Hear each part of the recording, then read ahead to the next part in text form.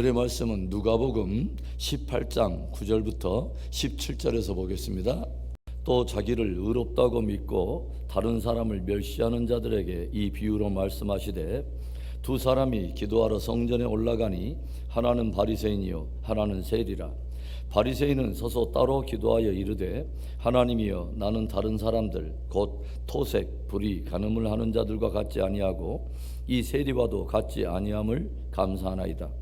나는 일에 2번씩 금식하고 또 소득에 11조를 드리나이다 하고 세리는 멀리 서서 감히 눈을 들어 하늘을 쳐다보지도 못하고 다만 가슴을 치며 이르되 하나님이여 불쌍히 여기소서 나는 죄인이로소이다 하였느니라.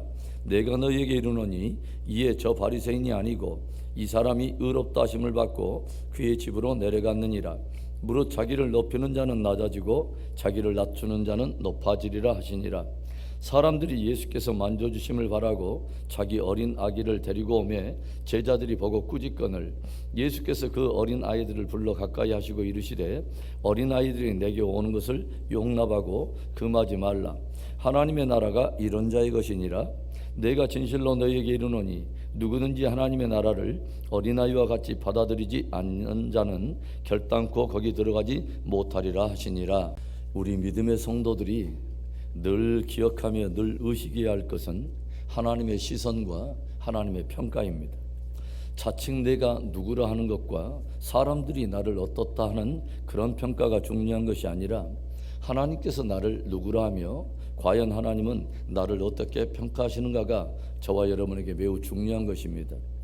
계시록 2장과 3장을 보면 주님께서 소아시아 7교회에 보내는 그 편지의 내용이 기록되어 있는데 7교회 중에서 가장 고난과 어려움을 견뎌내며 신앙을 지켰던 교회가 바로 두 번째 등장하는 서머나 교회입니다.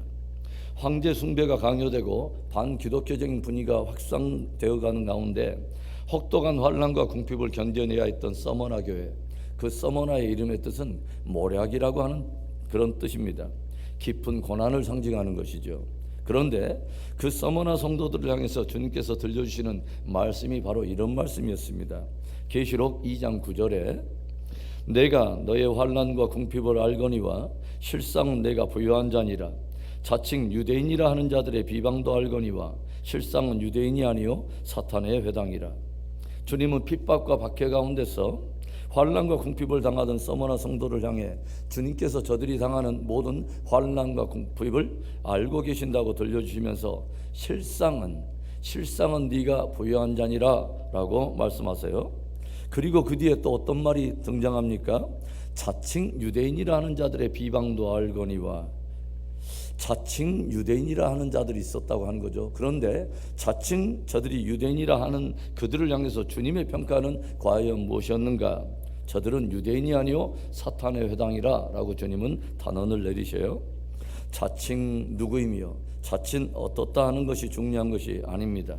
정확한 실상을 아시는 주님이 우리를 누구라 하시며 우리를 어떻게 평가하시는가가 그분의 시선이 그렇게 중요한 것이죠. 늘 주님 보시기에 진실되고 아름다운 믿음을 드러내는 진짜 복된 저와 여러분의 신앙이 되기를 주의 이름으로 축원합니다. 오늘 주님은 한 바리새인과 한 세리가 가지고 있는 경건의 모습과 저들의 서로 다른 경건의 자세와 태도를 비교하면서 참된 성도들 안에 있어야 될 진짜 복된 영성이 무엇인가를 몇 가지 도정하세요. 우리 성도들 안에 있어야 할 진짜 복된 영성이 무엇일까요? 첫째로는 진실한 믿음의 영성입니다. 오늘 주님은 한 바리새인과 한 세리가 성전에서 기도하시는 모습을 비유로 들려주시는데 그 바리새인은 어떻게 기도를 하고 있습니까? 11절과 12절에 바리새인은 서서 따로 기도하여 이르되 하나님이여 나는 다른 사람들 곧 토색, 불의, 간음을 하는 자들과 같지 아니하고 이 세리와도 같지 아니함을 감사하나이다. 나는 일에 2번씩 금식하고 또 소득의 11조를 드리나이다 하고 바리새인의 기도의 내용을 우리가 조용히 살펴보면 나는 다른 사람들과 같지 않다는 것입니다.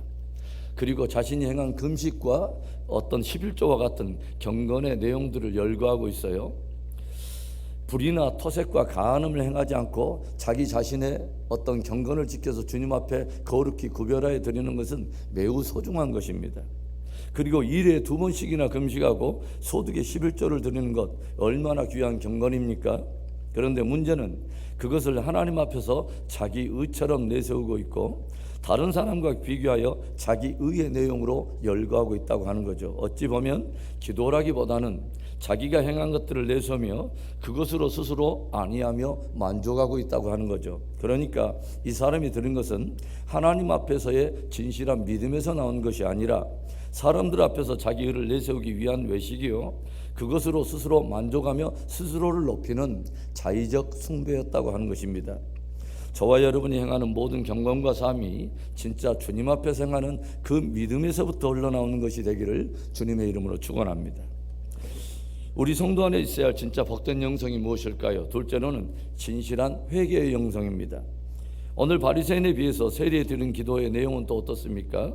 13절의 말씀, 세리는 멀리 서서 감히 눈을 들어 하늘을 쳐다보지도 못하고 다만 가슴을 치며 이르되 하나님이여 불쌍히 여기소서 나는 죄인이로소이다 하였느니라. 오늘 세리의 기도하는 모습을 조용히 한번 살펴보세요.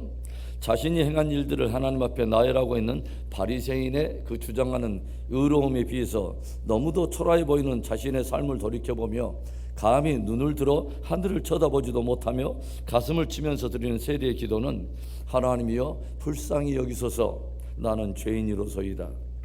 자신의 죄인됨을 인정하면서 다만 하나님이 불쌍히 여겨서 긍휼을 베풀어 주실 것을 구하고 있어요. 우리들의 신앙은 끊임없이 주님 앞에서와 그분의 말씀 앞에서 내 삶과 영혼을 조명하며 내 생각을 고치고 내 언어를 고치고 내 행동을 고치고 삶을 고치는 회개적인 신앙이 진짜 복 있는 신앙인 줄로 믿습니다. 구체적인 말씀에 따른 어떤 우리의 구체적인 변화와 회개의 열매를 맺어가는 그 사람이 진짜 복되고 성숙한 믿음의 사람인 것입니다. 사람의 중심을 보시고 모든 실상을 정확히 아시고 평가하시는 주님께서는 이 바리새인과 세리의 기도에 대해서 이런 평가를 들려주세요. 14절의 말씀, 내가 너희에게 이르노니 이에 저 바리새인이 아니고 이 사람이 의롭다 하심을 받고 그의 집으로 내려갔느니라. 무릇 자기를 높이는 자는 낮아지고 자기를 낮추는 자는 높아지리라 하시니라. 주님은 많은 것들을 주님 앞에 열거하면서 자칭 의롭다고 자부하고 있는 바리새인보다도 오히려 자신의 죄를 돌아보며 주의 긍휼을 구하는 세리의 회개적 기도가 의롭다 하심을 받았다고 판결해 주십니다. 저와 여러분의 신앙이 늘 주님과 그분의 말씀에 조명 아래서 회개적인 열매를 맺어가는 진짜 복된 믿음이 되기를 주의 이름으로 축원합니다. 주를 믿는 우리 성도 안에 있어야 될 진짜 복된 영성, 마지막 세 번째는 진실한 겸손의 영성입니다. 오늘 바리새인의 기도하는 모습을 말씀하시는 주님의 비유를 보면 이 바리새인은 세리로부터 따로 서서 그렇게 기도했다고 들려주고 있어요. 그러니까 자신의 신앙은 세리와는 전혀 다른 수준의 믿음이고 세리와 같은 죄인과는 함께할 수 없기 때문에 그에게서 멀리 서서 따로 기도했다는 것이죠. 주님이 이 비유를 시작하신 애초에 주님의 그 이유가 무엇입니까? 9절에 그 시작하는 말씀이 이렇게 시작되고 있습니다.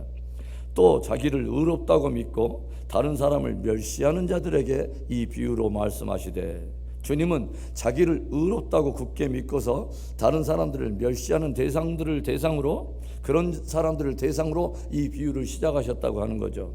그러니까 바리새인의 중심에 자기는 다른 사람보다는 의롭고 그러기에 세리와는 함께 할 수 없어서 기도할 때도 서서 따로 기도했다는 것입니다. 그런데 세리는 어떻습니까? 도저히 그 의로운 바리새인과는 견줄 수 없을 만큼 자신의 부족함을 알고서 멀리 서서 감히 하늘을 쳐다보지도 못하고 가슴을 치면서 주의 긍휼을 구하고 있다라고 하는 거죠. 주님은 오늘 이 비유 후에 예수님께 자기의 자녀들을 데리고 나와 그 축복을 받으려고 나오는 부모들을 꾸짖는 제자들을 향해서 이런 의미 있는 말씀을 들려주시며 결론을 맺고 있습니다. 16절과 17절의 말씀에 예수께서 그 어린 아이들을 불러 가까이 하시고 이르시되 어린 아이들이 내게 오는 것을 용납하고 금하지 말라. 하나님의 나라가 이런 자의 것이니라. 내가 진실로 너희에게 이르노니 누구든지 하나님의 나라를 어린아이와 같이 받아들이지 않는 자는 결탄코 거기 들어가지 못하리라 하시니라.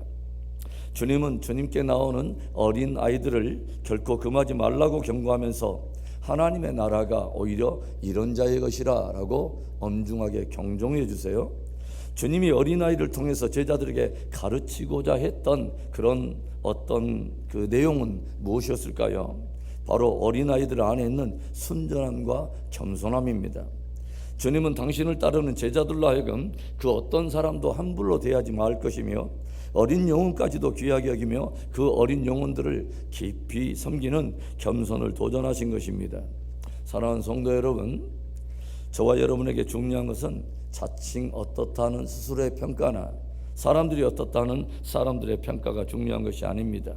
주님이 저와 여러분을 어떻게 바라보시며 주님이 어떻다 하는 주님의 시선과 평가가 중요한 것입니다. 주를 따르는 저와 여러분 안에 진실로 주님 앞에 가지고 있는 믿음의 영성, 진실로 주님의 말씀 앞에 우리가 구체적인 열매를 맺어가는 회개의 영성, 그리고 진실한 겸손의 영성이 있기를 주님의 이름으로 축원합니다.